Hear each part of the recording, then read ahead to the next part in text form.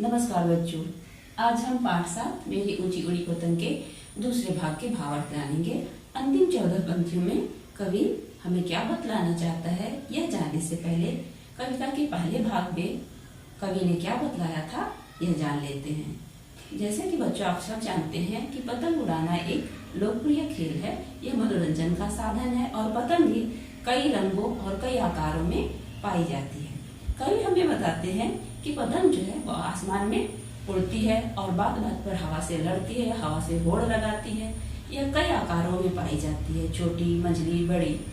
साथ ही साथ कुछ पतंगे इतनी रंग बिरंगी और चमकीली होती हैं, जब वे आसमान में उड़ती हैं तो ऐसा लगता है कि आसमान में फुलझड़ियां उड़ रही हैं। कुछ छोटी पतंग होती है, कुछ बड़ी पतंग होती है, कुछ हल्की फुल्की पतंग होती है और कुछ बहुत दबंग पतंग होती है। तो इन पतंगों को आसमान में उड़ने के लिए हवा, डोर और मांझे के बल की आवश्यकता होती है। साथ ही साथ बच्चों, पतंग जो है वो हवा से होड़ करते हुए आसमान को छूना चाहती है। कभी चक्री के साथ चक्कर खाती है और कभी हिरण की तरह चौकड़ी भरती है। तो ये था कविता का पहला भाग। अब हम कविता के दूसरे भाग के बारे में जानते हैं। तेज हवा में चिड़चिड़ करती हो जाती चिड़चिड़ी पतंग, कभी शांत हो जाती ऐसे जैसे नभ में जड़ी पतंग। इन 4 पंक्तियों में कवि कह रहे हैं कि जब तेज हवा चलती है तो पतंग चिड़चिड़ की आवाज करती है और ऐसा लगता है कि पतंग चिड़चिड़ी हो गई है। साथ ही साथ पतंग कभी कभी जब हवा शांत हो जाती है, बयार शांत हो जाती है, तो आसमान पर इस तरह से खड़ी हो जाती है, लगता है कि वो आसमान में ही जड़ी हुई है, आसमान में ही टिकी हुई है। कभी उलझ जाती बच्चों सी मानो जिद पर अड़ी पतंग, पेंच पेंच के दांव पेंच में दिखलाती है कड़ी पतंग।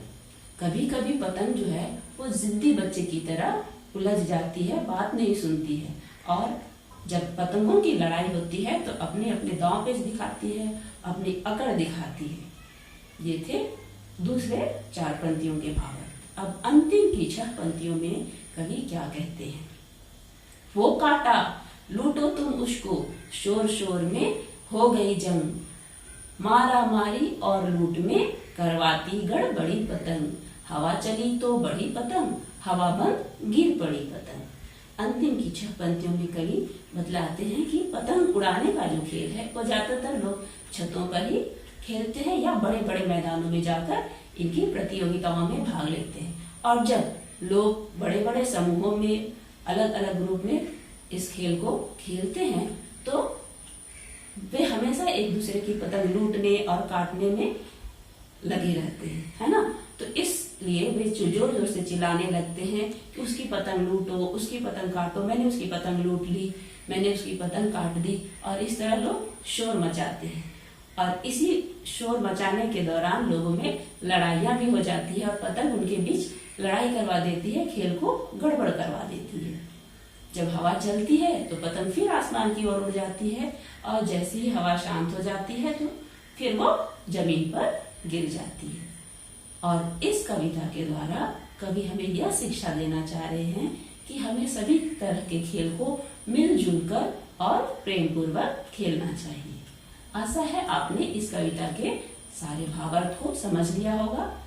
साथ ही साथ बच्चों, मैं आपको यह बताती हूँ कि आपको यह पूरी कविता याद करनी है और मैं इसके प्रश्नोत्तर 2 दिन बाद दूंगी। धन्यवाद बच्चों।